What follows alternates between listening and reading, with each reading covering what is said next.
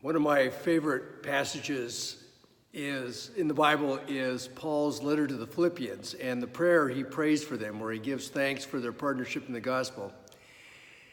And then he says that he is confident of this, that the good work that God has begun in the Philippians will be brought to completion.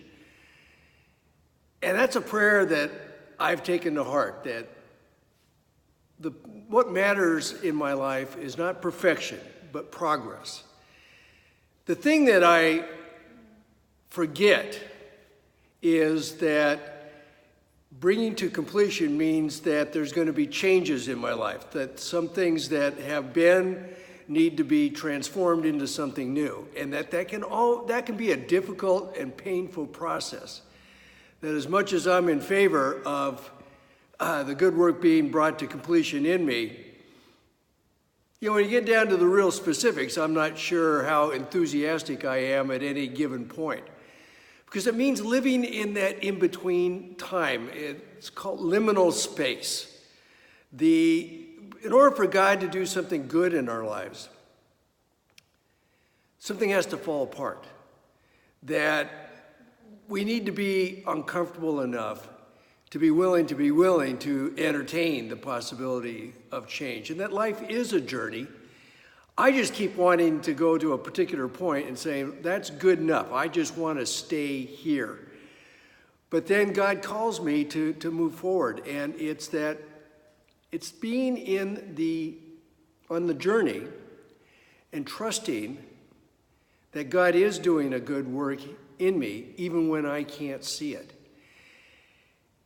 And to let pain be my teacher. That I learn about myself and about my character defects and the habits that I formed over the years, the strategies that I have in place for dealing with some of the challenges in my life that maybe worked until they didn't, and they need to change. And part of when I came into the 12 steps, what I learned immediately is that there is hope. There is a game plan for how to change and how God would be part of that process. But I needed to, first of all, recognize that my life was unmanageable and that a power greater than myself could restore me to sanity. And that meant taking an honest look at my life and saying, there were things that were not working. The alcohol was not working for me.